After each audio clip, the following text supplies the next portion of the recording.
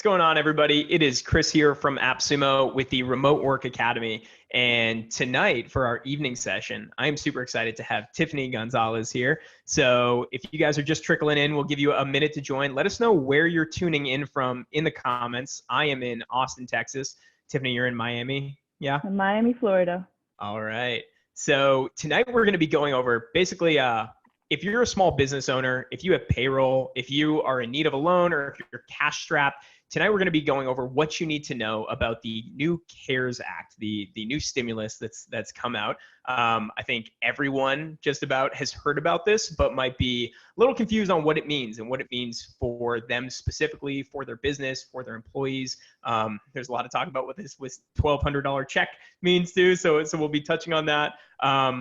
But let me give everybody here a background on Tiffany before we dive in. So Tiffany Gonzalez is a CPA and a Miami native, licensed as a certified public accountant in the state of Florida, and earned her bachelor's degree of business administration accounting degree from the University of Miami.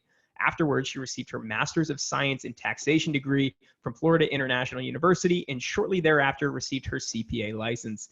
Tiffany's biggest joy comes from witnessing a client's aha moment, helping business owners who are in the hospitality, legal, consulting, real estate, and tech industries achieve success by creating efficient and practical accounting and financial processes is her specialty. And she is here to share all of this with us tonight. Thank you for joining us, Tiffany. Thank you so much for having me. I really appreciate it, you and the entire AppSumo team. Oh, well, thank you. So before we go into this, we were talking a little bit before we started about how you're not just a CPA, but you are also an entrepreneur yourself. You started your own business behind this, and I would love to just kind of share that with people to set the stage of where you're coming from and what your journey's been like so far. For sure. I mean, being an accountant runs in my family. My aunt's an accountant, and when I went to college, it was like, well, what do I want to do? Let's copy my aunt. She's doing pretty well in her life. So after my first accounting class, I really started to like it. I'm a very detailed person. I love to dig into the details. I love to know everything. And accounting is one of those things where you can read financial statements and really know what's going on with a business. And I enjoyed that language. So I was working for about 6 or 7 years for another company, small local company, and really starting to bring in business, make a name for myself, and the business owner and I weren't really on the same page about my future there. So I decided to go out on my own. I started from my living room, just, developing clients, working as hard as I could, asking for referrals. And it's really just grown and blossomed over the last almost 6 years now. Oh my gosh, wow. It's been 6 years. And we have an amazing, beautiful team that I'm so proud of. We just recently purchased our commercial real estate, our building on Coral Way in 80th here in Miami. And for 1,500 square feet, we love having clients there when there isn't a coronavirus. And we have a nice little event space that hopefully someday we'll be able to hold events. So we're really excited about the future for Accounting to Scale. That's amazing. So when you left, did you do this cold turkey and then you're just like, okay, I quit my job. I need to figure all of this out now and get clients? Or was this a slow process? What was that like?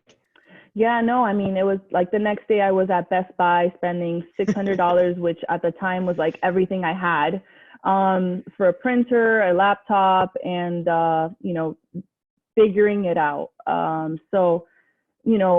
I've worked with a lot of different businesses of a lot of different sizes, and that's also really helped develop me as well. I'm able to see how other business owners react to situations.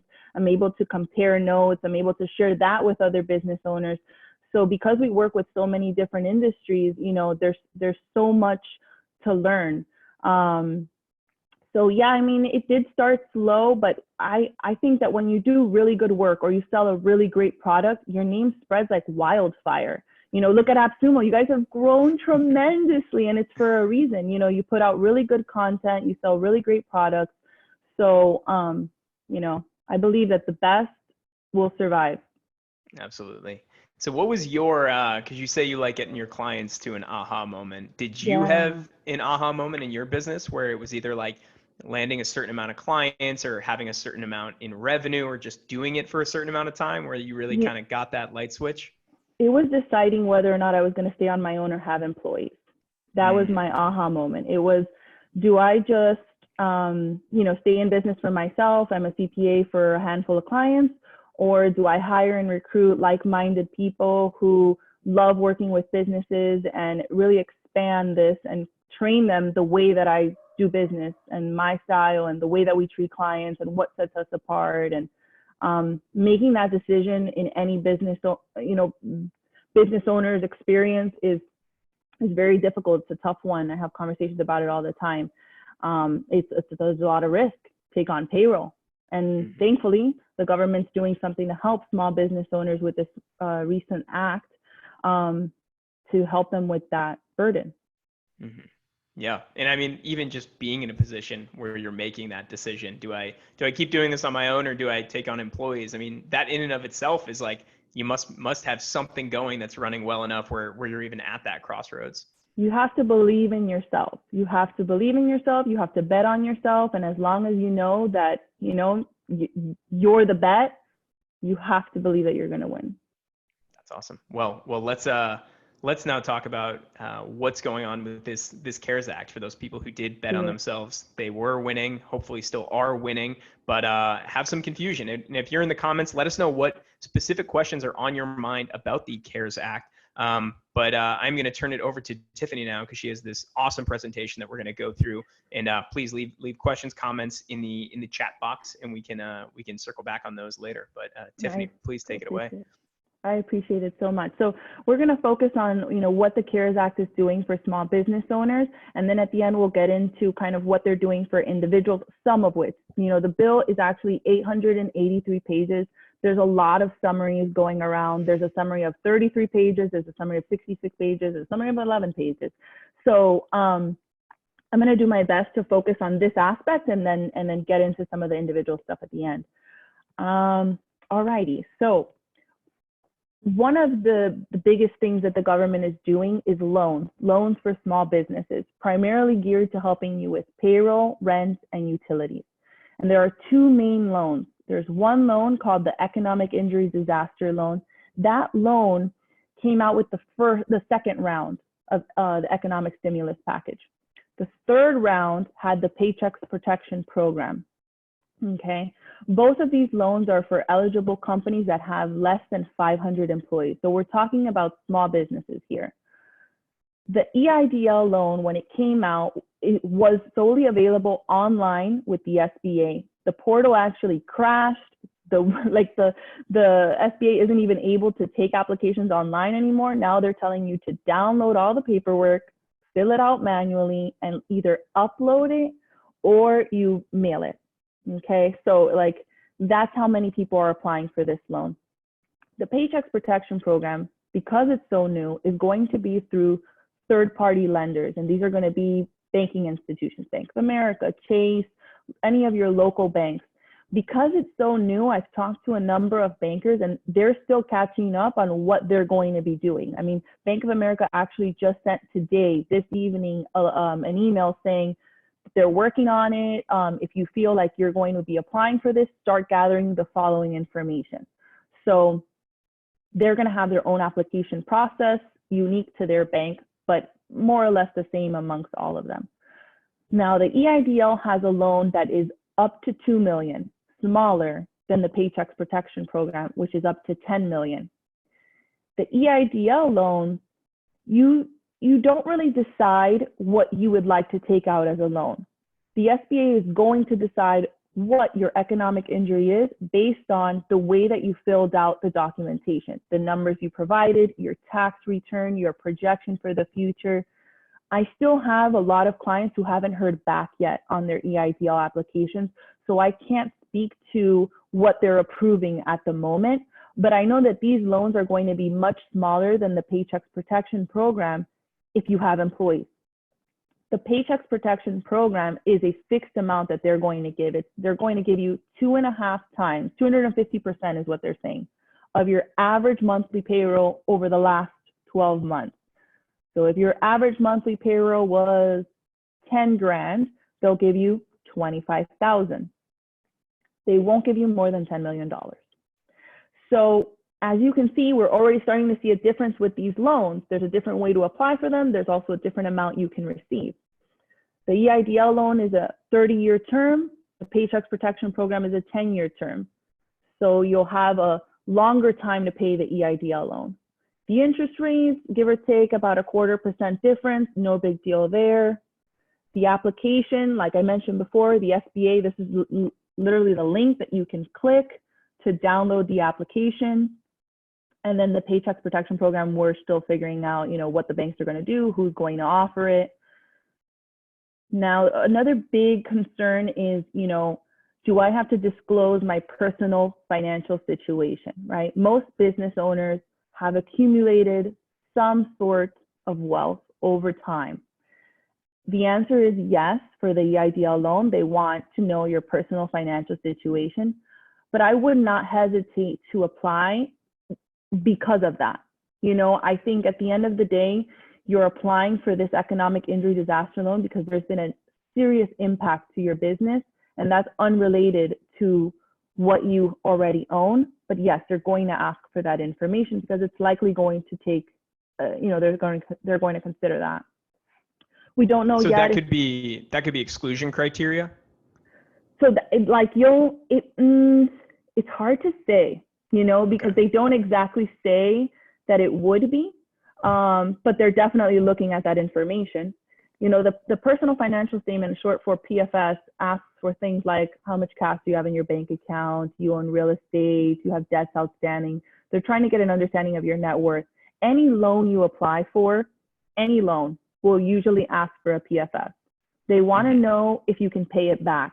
It's not necessarily a bad thing because at the end of the day, these loans, they want business owners to pay most of it back. So it could kind of work for you and against you, where it's like if you have too much cash, they can be like, you don't need it. But at the same time, if you have enough cash where you have collateral for the loan, then it also makes you more likely. Speaking of collateral, that's a beautiful thing because we are in a disaster mode. We're in an economic state of emergency. There's actually no collateral on both loans.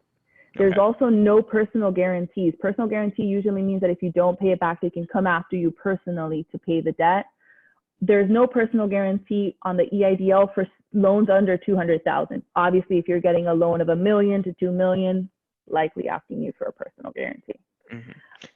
So what does that actually mean if there's no personal guarantee and you don't pay it back? They can still go after the company, or what does that mean? Right. So essentially they can go after the company. They can't go after you personally. But, they're going to work with small business owners. There's actually a 6-month deferment. So if you do get this loan, you don't even have to pay the loan for 6 months because, again, you're not receiving the same amount of income you were receiving before. So there's also a deferment on the payments. Forgiveness. And this is the most important part of the conversation, okay? The EIDL has no portion of it that is forgivable, okay? What it is when you apply for the loan, you're allowed to ask for an advance of up to $10,000. And this advance is considered a grant. And that does not need to be paid back, okay?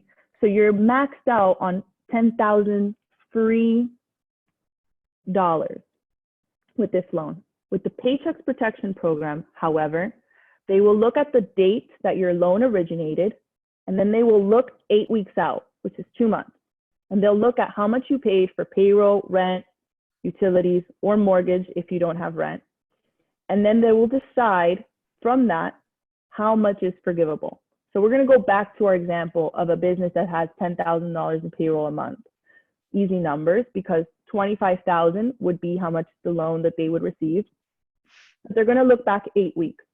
So if your payroll is $20,000, you've got $20,000 forgiven off of your $25,000. Then they'll look at rent, then they'll look at utilities. Maybe that's another $2,000-3,000. So maybe 90% of your loan gets forgiven. That's a lot more money that is forgiven, that's free compared to the economic injury disaster loan, right? So at this point, you're like, well, of course I'm going to go for the Paycheck Protection Program. I'm going to get so much more forgiven. But it's really going to come down to a business's numbers. Not every business has payroll of $10,000. Not every business is ready to wait the amount of time that the Paycheck Protection Program is about to take. You see down here, the loan review process. 60 days from application. The bank has authority to approve. Whereas the EIDL, you can do the application, and within 2 to 3 weeks, you're supposed to hear a response and receive the money sooner than that. So right here, I'm looking at, businesses that are in dire need of cash yesterday should apply for the EIDL loan. Businesses that can wait a little bit, that have a large payroll, might consider the Paycheck Protection Program. Now, there are limitations to the forgiveness, of course, right? Every freebie comes with a caveat. So, the employees that you're paying over $100,000, not going to be part of the formula. If you don't hire back all your employees that you furloughed or laid off, that's going to count against you. If you hire them all back but pay them less, that's going to count against you. So the government is really making sure here that if we give you this money that we're going to forgive, it's going to these things: payroll, rent, utilities, and mortgage. They want to save the landlords, like we talked about earlier offline. They want to save the employees' jobs. The use of the proceeds, like I mentioned before, you're limited with the Paycheck Protection Program. With the economic injury, you can use them for a number of things because, again, very little of it is forgiven. The tax impact is zero. So loans in general, loan proceeds are not taxable. The forgivable portions, they're making non-taxable. That's amazing. This is like tax-free money. Companies can receive both loans, and that's a very common question, right? I need the EIDL loan because I need cash now. However, I am interested in the Paycheck Protection Program because I am still paying all of my employees. You can do both. You can do both, and we'll talk about the limitation. There's a whole slide on this. Essentially, if you do receive the $10,000 grant on the EIDL, it would be subtracted from any forgiveness that you receive on the Paycheck Protection Program.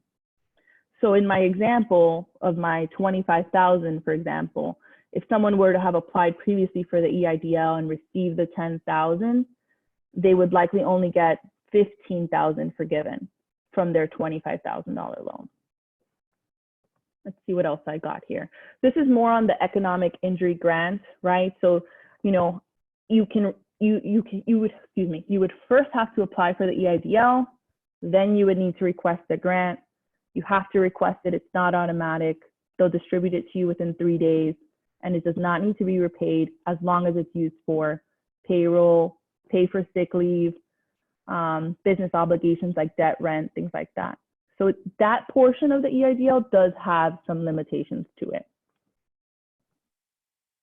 How do you get forgiveness? The $1,000,000 question. It's very scary because what is the definition of forgiveness? If you could go into that, that might be a silly question. So cancellation of debt has always existed. You can call up a credit card company and say, look, I can't pay this credit card. I can't. And they will try to negotiate with you. But in the end, if they cancel the debt, they'll report that negatively to your credit first. And then they'll send you what's called a 1099-C form, and you'll need to include that in your taxes. And you'll pay taxes on essentially this money you didn't have to pay because you had an economic gain. Now, the beauty of this cancellation of debt, this forgiveness, is that they're saying it's not taxable. It's free money. This is their way of helping a business without just handing out checks, right? They're putting a bunch of ties to it. So the scary part about this is that to get the forgiveness, you're going to have to apply through your lender. And every lender is going to be a little bit different on what documentation they request. But they'll likely look for documentation that can be verifiable. Things like your IRS payroll filings, right? If you're supposed to rehire all your employees, then I want to see all those filings. If you had let's say it was for rent, let's see your lease agreement. Did you suddenly start paying a lot more for rent and you happen to be the landlord as well? They're going to look to make sure that there's actually a large portion of the budget of the stimulus is on oversight. So they're going to make sure that 2008 doesn't happen again, and that this money isn't spent frivolously. So the So certification, yeah, go ahead. sorry, so the forgiveness is basically like if you're using the money properly and then after that you still don't have enough profit in order to pay back the loan and you can verify that with your whatever documents that they're requiring, that's the circumstance under which it would be forgiven. It's not that just like, hey, I just want to get it forgiven, so give me this free money. Well, you are supposed to certify that you have had some sort of impact to your business, which is not an issue because everyone's felt this. Yeah. Most industries have felt this. There are some that haven't. So, you know, you are supposed to have some sort of income, but your ability to pay back is not relevant to the forgiveness. You can just request it. Yeah, you can. So just anybody can request it, but then what is the reason for wanting all of this documentation then? If like under what criteria would they accept it or not? Exactly. So it would be forgiven if it was used for payroll, rent, utilities, and mortgage. Okay. So you prove that with this documentation. Okay, you used it for that. That's great. Let me see all this documentation. The scary part is it's not going to be standardized because it's going to be bank to bank, lender to lender. The lender is going to be the one to fill out a report that tells the SBA that they've forgiven XYZ portion, because the lender will still be paid. The banks are still going to be paid. They're going to be paid by the government SBA. Stimulus. Exactly. So you're going to your lender saying, hey, I used all of the money the way you told me to use it. And okay. So then who would be excluded from this? Just anybody who doesn't use the money properly? Correct. So as long as you do it above board, chances are you're going to get it forgiven. Right. Which in the end, look, if you don't hire everyone back and you need the money for something else, it's still a loan. It's still a loan at a very low interest rate with a very long term. You know, and it's likely not going to need such a high approval rating like previous loans. I mean, they're still going to rely on credit. They're still going to rely on your financials. But yeah, I mean, exactly. And is the 30-year loan? This one is the PPP program, which is the Paycheck Protection Program, is a 10-year max with 4%. The EIDL, which is a smaller loan, is actually the 30-year. Got it. Okay. I see a question that's come up. Sure. Is health insurance a part of the forgiveness? Yes, but it has to be under a group health insurance plan. Great question. Right. So it just can't be that you're reimbursing them for health insurance, that they have an individual plan. It has to be a group health plan. Okay. The other question I'm seeing, do you mind taking a couple questions right now? No, of course. Yeah. Okay. Awesome. All right. What if you have 1099 employees, but your business has basically come to a standstill, as in zero income? Will they still consider you for the loan? Okay, that's a great question. They will still consider you for the loan, but the Paycheck Protection Program forgiveness is only based on W-2 salaries. Okay. It's interesting though, that's the way the bill is written, but in the Bank of America email that I received, one of the documents they want to see is your 1099 employees, which is very weird because 1099s are not employees. So it said 1099 employees that would otherwise be considered an employee but are not, but not 1099s that provided services. So we're going to need more clarification on it, but the standard wording in the bill is W-2 payroll salary. For your 1099 contractors though, for those that are in the gig economy, for those that are receiving income as a 1099 person, they can still apply for unemployment. So they can still seek benefit from the government. How that's going to be calculated, you know, it's going to be a state by state basis. Unemployment is a state thing, but they are encouraged to apply because they are giving out unemployment. For the business owner, what's left is a loan. And he sent a follow-up question, he or she. Yeah. So should we be applying for the EIDL instead of paycheck loan if this is the situation with the 1099 employees and zero income? Yes. I think that's going to be the best bet, especially because the Paycheck Protection Program is based on, the loan amount is based on your 2.5 of your monthly payroll. So yeah, that would say for sure. Samuel is asking, as an S Corp, i.e. only employee is the owner, started in January of this year, am I eligible for a loan? That's a great question. There are some caveats to a business that just recently started, because what they're concerned about is that that individuals are going to open businesses just for this money.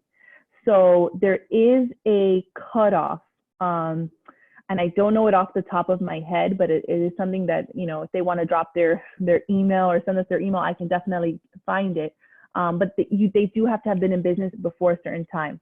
That's one. Second is what he just mentioned. He is the only owner, or she is the only owner of an S Corp business.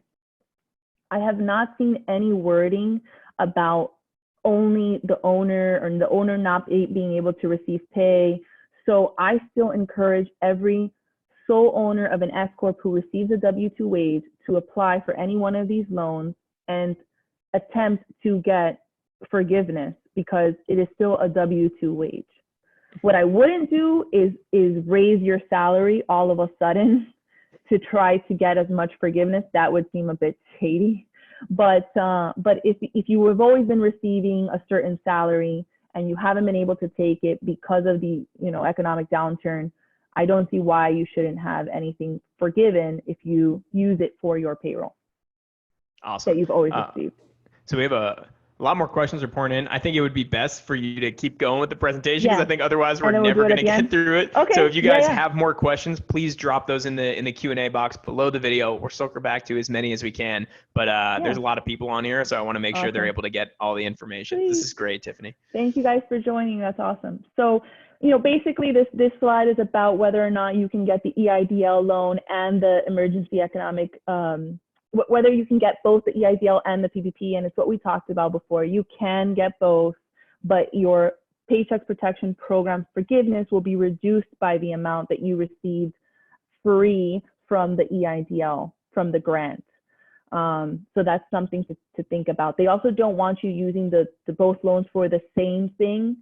How that's going to be proven, it's going to get very tricky, but you know, what I would say is, you know, try to separate these funds to show how the money was used if you're going to be getting both.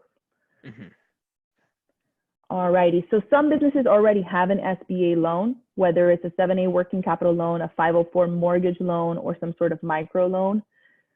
This is amazing. The SBA is going to cover all your loan payments for 6 months, principal, interest, and fees. This is available to someone who even took out a loan within 6 months of this all happening, the president signing this bill into law. This is huge. This can mean a lot of money for a lot of people. You get this relief regardless of whether you apply for the loans. I do think you will be impacted if you have one of these loans already and you attempt to apply for an EIDL or a Paycheck Protection Program. I do think that they will take that into consideration and likely not give you as much, but I don't think it should stop anyone from applying for one of those loans. With this, I'm still waiting to hear back on, you know, my thoughts are you need to be the one to reach out to your SBA lender, because they usually go through a third party, a bank. For example, my SBA mortgage loan is with Wells Fargo. I'm going to reach out to Wells Fargo and ask them about this and tell them, when does it start? I would not assume that they're just going to stop debiting your bank account for the loan. But this is huge for small businesses who already have a loan. Counseling and training, I really wanted to make sure I highlighted this. This is super important. There's so much money in the bill that is going to the Small Business Development Center, the Women's Business Center, and the SCORE Mentorship Program.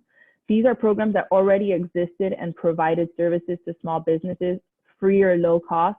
They're getting an influx of money. So, you know, if someone needs a business counselor to help guide them through what's going on, they don't have a lot of money, they can't afford a CPA, they can't afford a business coach, they're going to want to go to the SBA website to find some local assistance. There's hundreds of chapters all across the US. A lot of the people that work for these centers are retired individuals. They've been in business for 30, 40 years.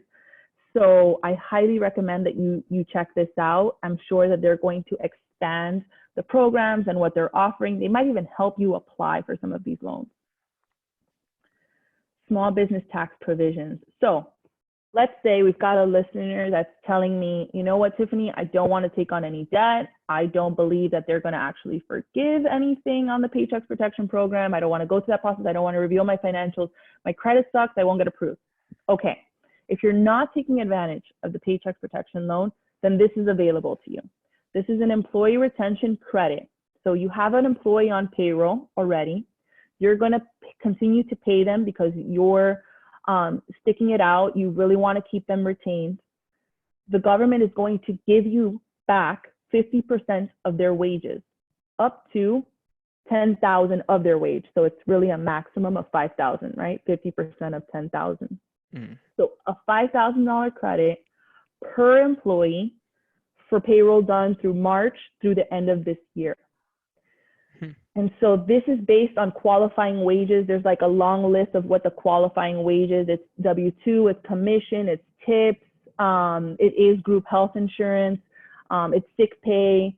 So there are several topics. I don't want to make the slide too big, but this credit is available to businesses who have been fully or partially suspended as a result of the government order. A lot of our like non-essential businesses are part of this. Even if you have some sort of aspect, like my business is technically still essential because we're preparing tax returns, but we're still shut down. We're not able to physically go to the office, physically take in clients to prepare some tax work or meet with clients to get things done. So we would qualify for this. Employers who have also experienced a greater than 50% reduction, there's a lot of businesses right now that have seen that. So this credit is big. It depends on the number of employees you have. But back to our business owner that is a one-person business owner in an S Corp, this kind of credit is going to help them. They will receive a 50% wage credit on their own salary.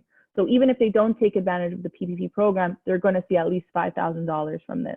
And it's $5,000 for the year. It's not $5,000 a month, right? That's correct. $5,000 for the year if that person makes $10,000 from March through December.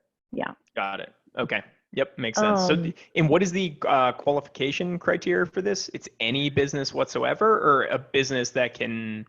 So it's going to be a business that was either fully or partially shut down as a result of the government order, you know, the stay home order, or if your revenue has been reduced by more than 50% as a result of COVID-19 compared to the prior quarter. So you were doing $10,000 a month. Now you're only doing about $5,000. You would qualify for this if you continue to pay your employees.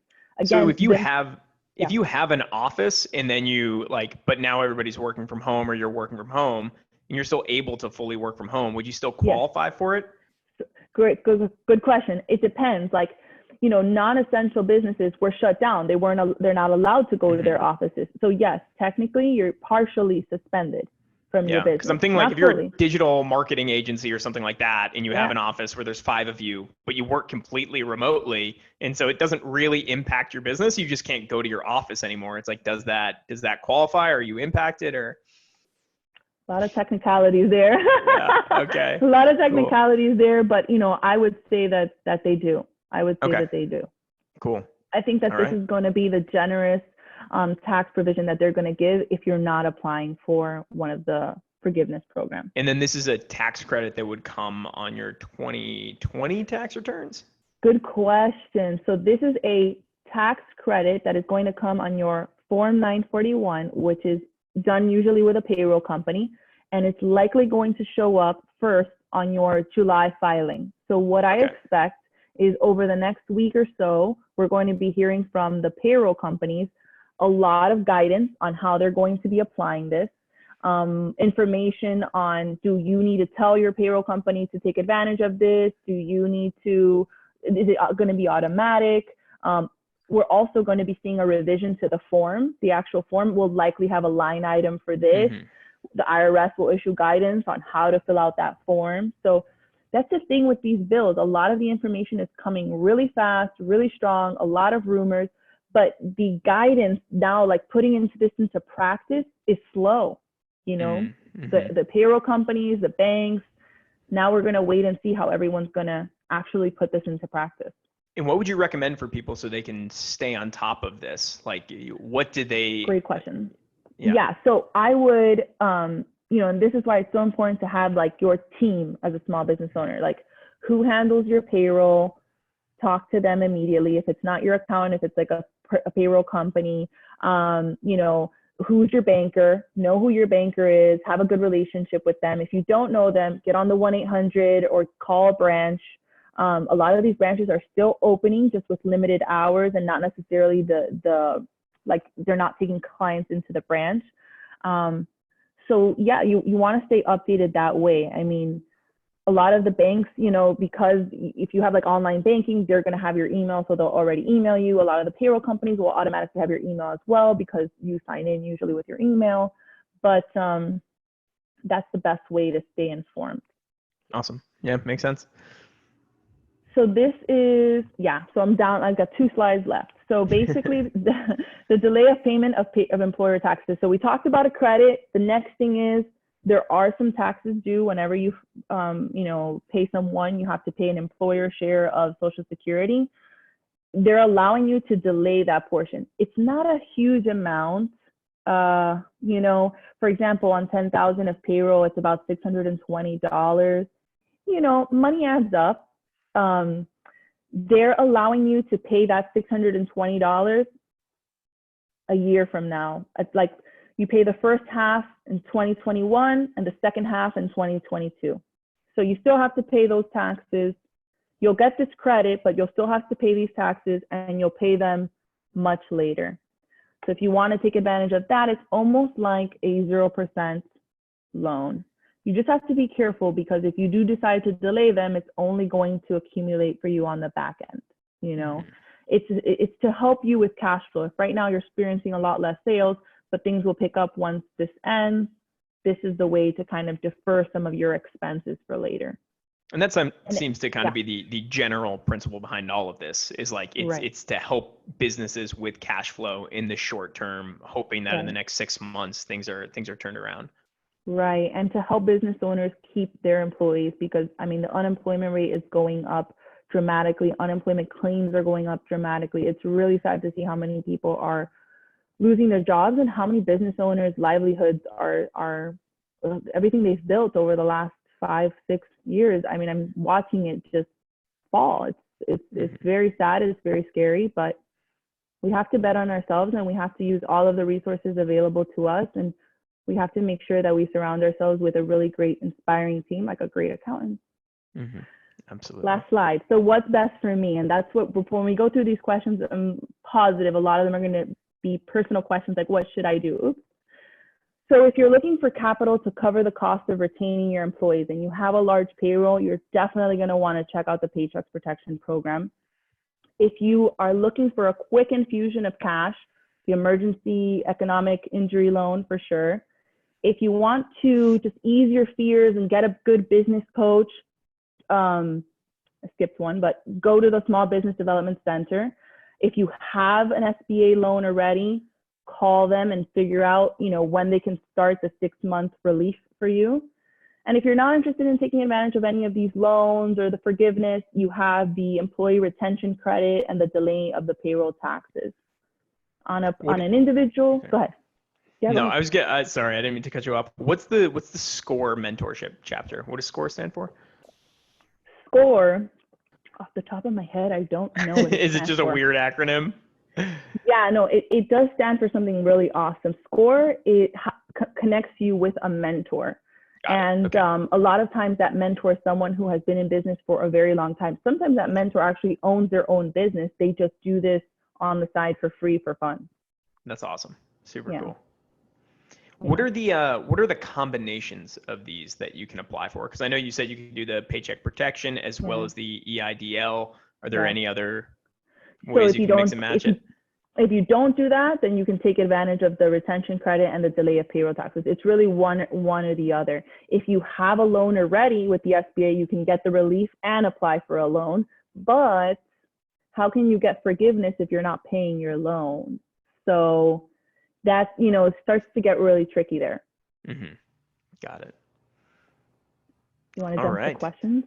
Yeah, that was awesome. First of all, I think we should give Tiffany a huge round of applause. This is a lot of stuff to go through to organize it, to simplify it. It can be not the most enjoyable stuff, and I know some people can find it really complicated. I find it complicated, but you you definitely simplified it. And I think this is really valuable to everybody. So thank you so much for coming on and doing this on such short notice too.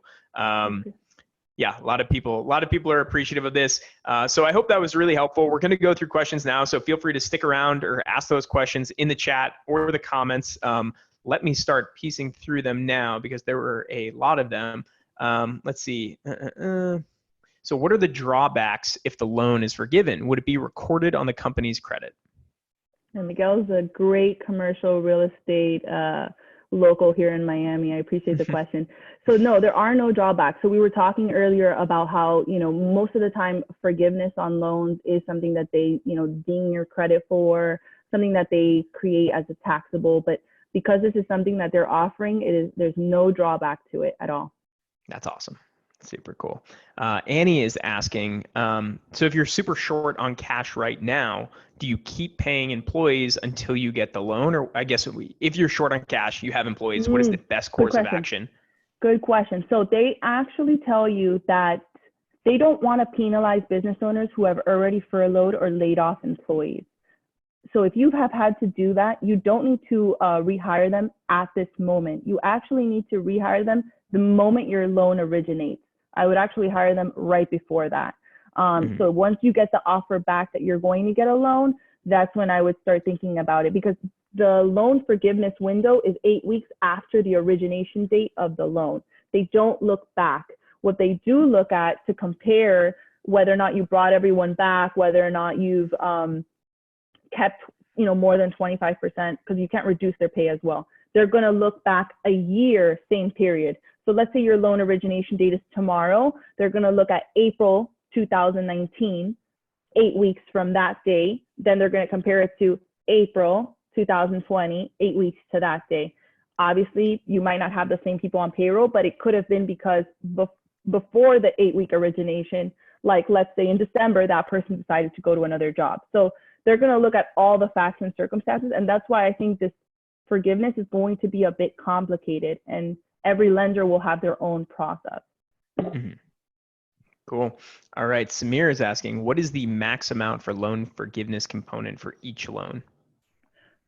Okay. So it's going to be your payroll, rent, and utilities for 2 months. That's the maximum forgiveness. Whatever those 4, payroll, rent, utilities, or mortgage, because rent is, or mortgage. Those expenses for the 8 week period, whatever that amount is, that's the forgivable portion. Got it. All right. Martin, what if I am in the process of applying to an SBA 504 loan now?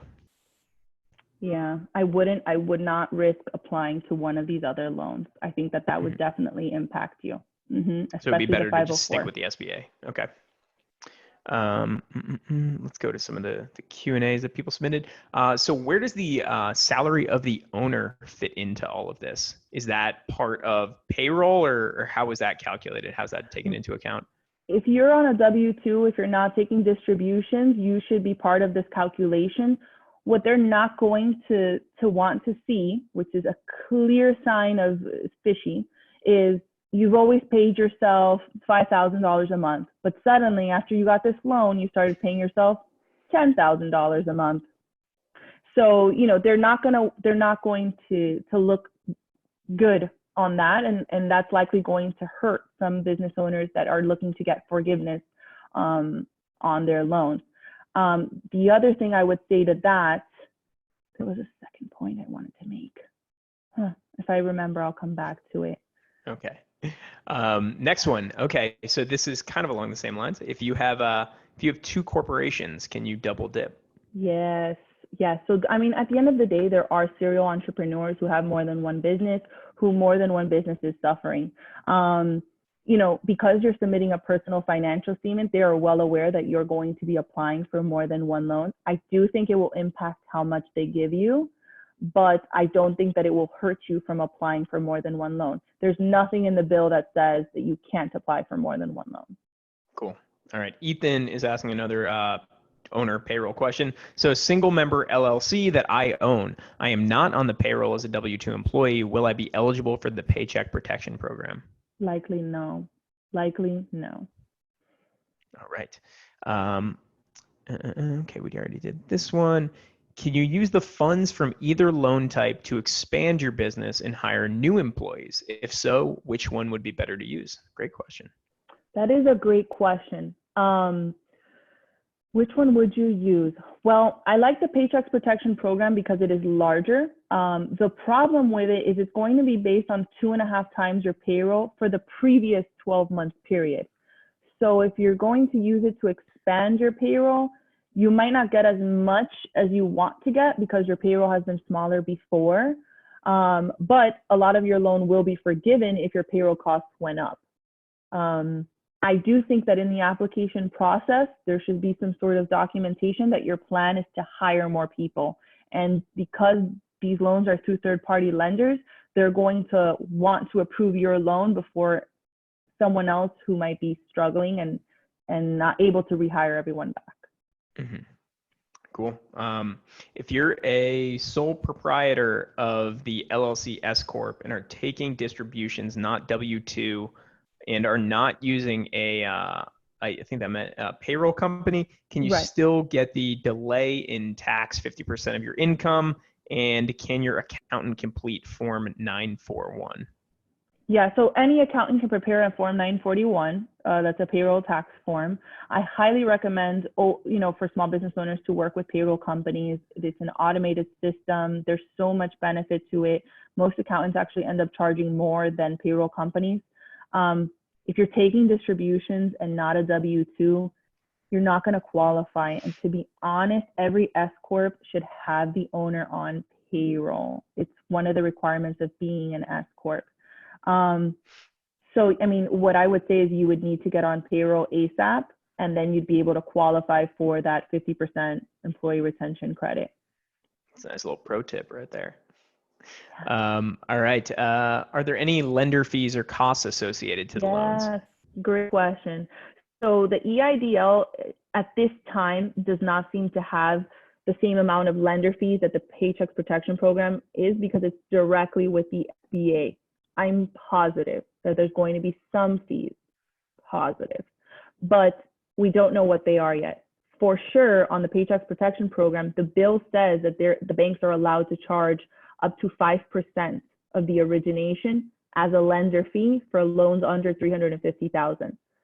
I think when I did the math, that was like $2,500 off the top of my head. 350 times 0.05? No, 0.025. Oof. Anyway. I would be 10 times a small lower amount. It's a small amount, but I will tell you this. The banks are going to be competing for this because the SBA is 100% backing these loans. They can't lose. They can't lose. So if you don't pay, they're still going to get paid. So how is it that they're going to make money? Well, the interest and some fees. So they'll likely compete to very small fees. You might even see some lenders say no fee, and I would go for those. But they are likely going to charge fees. There is legwork on their side that they need to do, and they're going to try to cover their costs to do that. Because they have basically, so what you're saying is they have zero risk. They're not even a real, gatekeeper of it because everyone can do it. And so it's just going to be whoever can charge the lowest price, probably go with them because it's all government backed anyway. Correct. The SBA is actually letting people jump into the lender pool now. So in addition to, if you were already approved to do SBA loans, great. But if you weren't, they're allowing people to become, or businesses to become SBA approved on a much more rapid basis. So we're going to see a lot more lenders enter the market because it's very lucrative. Very lucrative. So you could probably also use this to play multiple lenders off of themselves because the rates are probably going to be so competitive. So go to one lender and just be like, okay, you're charging this other lender across the street is charging half that. Exactly. And that's why I'm saying, like, over the next week or so, we're going to see so many advertising commercials from banks saying, oh, we have a loan for the CARES program, 0%, blah, blah, blah. So, yeah. So do your research. Don't just jump into the first one that you see. Unless you're cash strapped. Unless you have to. Yeah. No, fair enough. Okay. The last question that I'm seeing, is your office available to help us with filing? Or if not, what would you recommend for people who need assistance? Great question. So there is an aspect of the loan that requires a lot of financial information. We are helping business owners prepare that information on the financial side. There are other aspects of the loan that are very demographic, your name, your social, your address, your businesses. And we're not spending time filling that out. It would be too much of our resources. But what I would say is you can also use the counseling and training that's available in that link that's in my presentation if you're on limited budget or funds. It is important to note that anybody you use or engage to prepare documents for this loan, you're required to disclose that to the SBA. You and them have to disclose to the SBA. There's a fee disclosure form that says that you paid someone to help you with this.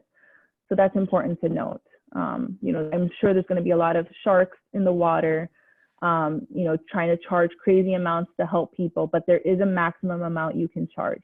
So what I would say is if you need help with your financials, I'm your girl. Awesome. And how can they get in touch with you? They can get in touch with me by, let me actually reshare that information. Got it here. And what's the name of your company one more time? It's called Accounting to Scale. Our phone number is 305-503-2814, right there. And our email, info@accountingtoscale.com. My personal email is Tiffany, Tiffany, @accountingtoscale.com. Awesome. And yes, Annie, there will be a replay. As soon as this finishes downloading, we will then upload it. Funny how the internet works. And so we will be sending that out to everybody who registered. We will also be attaching these slides so you can go through them on your own. And yeah, Tiffany, thank you again so much. This was so great. Everybody, let's give a big round of applause for Tiffany. Thank you Super so cool much. of you to come on such short notice. I think we put this together in like 24 hours. I know. So thank you. I think this is going to help a lot of people. And any last things that you want to say to folks? Just how much I really appreciate AppSumo, one of the best companies in the business. Thank you so much to Chris, to Lona, to Eamon, to Olman. So appreciate for this opportunity to help people and get this information out. Thanks again. Awesome. Well, we're so appreciative of you. Thank you. Thank you so much. I'm sure we'll be talking soon. Everybody, thank you for coming on tonight. And I hope you guys all take care, stay safe, and we'll see you soon. Thanks so much, Bye. Tiffany. Thank Bye-bye. you. Thanks, everyone.